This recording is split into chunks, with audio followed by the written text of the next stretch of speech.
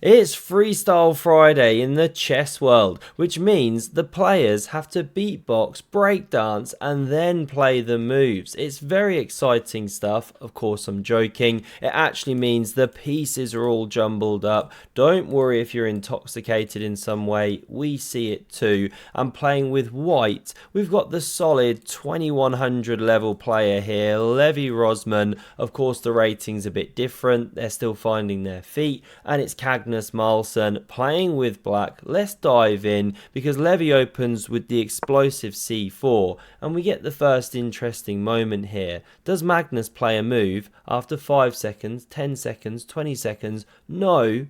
He plays the old time gambit once more, comes back from the bathroom, and finally plays the stinky pawn to f6. Hans Feingold winces, Magnus 45 seconds down. Here we go, this is how he rolls. What does Levy do? Well, he goes for the Fianchetto action, and very soon he catches Magnus back up on the clock. We get d5, takes, centralising the queen, but hang on, there's a reason you don't normally do that. Levy highlights it, this one driven back, losing time, and after bishop b2, the clock times are now level. Magnus is even ahead here, right? Was Levy deliberately giving back time to be gentlemanly and sportsmanlike, or is he just taking his time to think of a plan? I don't know. But it offers a pawn, not actually taken, because if you do that, then bishop c2, supported by the knight, there's a quick rook d1 coming. It looks pretty dangerous when you've already lost loads of time. So Magnus doesn't touch. By the way, I'm looking at it in this view and not the main view because it looks like someone vomited on the board. It's truly horrible. We now see c5 played by Magnus.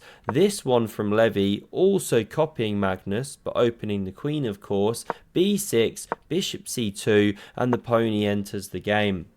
Now rook d1 played. Magnus still didn't want it, so Levy hints at this. We get castles. This is how it works in freestyle. Your king and rook still end up on the same squares, even if they travel a long way, but there can't be any pieces in between. Queen f2 played, and now you could do a bit of development, but Magnus already charges forward with this one. We get bishop e4 hitting the rook. It sidesteps. Now both players castled here, and this one finally enters the game, attacks the bishop. That's why it drops back all the way to the starting rank. These ones pointing nicely at the king here, as we can see. Can Levy drum up that attack? Well, first Magnus sets up the old BBC, big black center, and after e3 driving back the knight, there's a really nice move here, and it's pawn to d4, but it wasn't found by Levy. Now the idea is that after takes, if you take with say the knight, how natural does that look? Well, then you can play knight c2, and of course you're threatening to take back on d4 with advantage because you'd have a better pawn structure, and say you drop back or something, well, now there's big problems here, you know, this sort of thing. And if you try and defend, then this sort of thing, piece dropping off the board. So d4, powerful shot, missed. Instead, Levy goes for the very direct queen h4, threatening a checkmate or nearly mate, you know, looks horrible. So Magnus plays f5, blunts the bishop, also opens up the counter attack on the white queen, so queen g3, and now that f pawn, Freddy's just running down the board with aggression, hits the queen. You do open the diagonal again, but you're gaining squares, right? Activity for the rook, and of course you can always use this one as a hook soon to open the position. So queen f2 is played.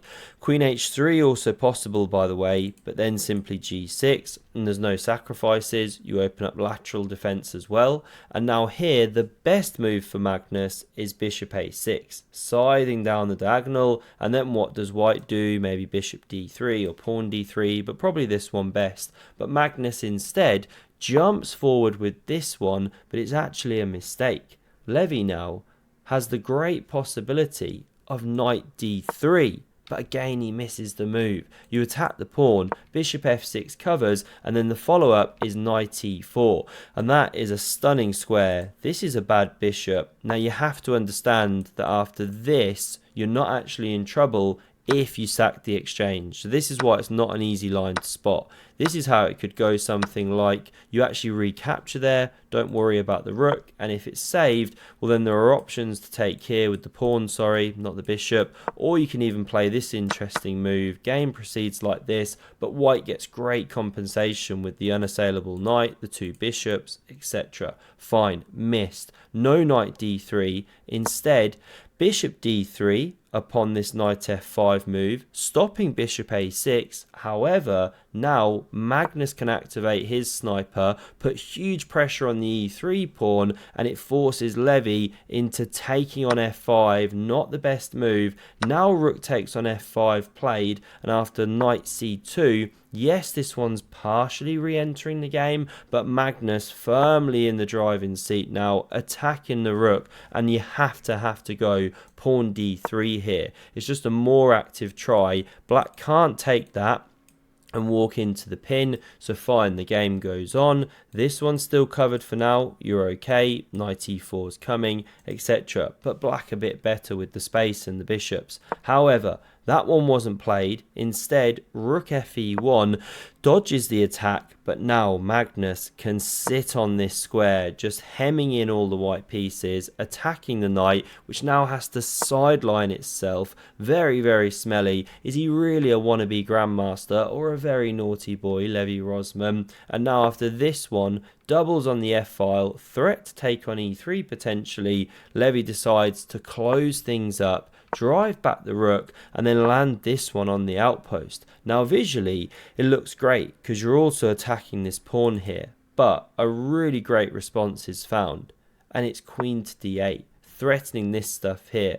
Now I never actually analysed what happens if you take the pawn. Let's have a quick look. Okay, it's still bishop h4. The key thing to understand about all of this is that the queen's now trapped, and if you go g3, the problem is after takes, you're opening these rooks here. So, you know, this kind of thing can be played, but then this, queen goes, you know, somewhere, pick a square, rook crashes through. Wait, suddenly this is terrible. Sorry, there's a bishop there. Let's say this one takes then, and if this one was to move, queen g5, and okay, the whole position's collapsing. So this one not playable. That's why queen e2, sorry, rook e2 was played. Now upon bishop h4 played in the game, you've given yourself a square here because this one's not on the square, but now knight d4 and you're getting double whammied on that rook. Therefore takes was played, pawn recaptures, sets up the connect 4, Magnus only goes and unlocks himself an end game lesson on Chessly with Levy.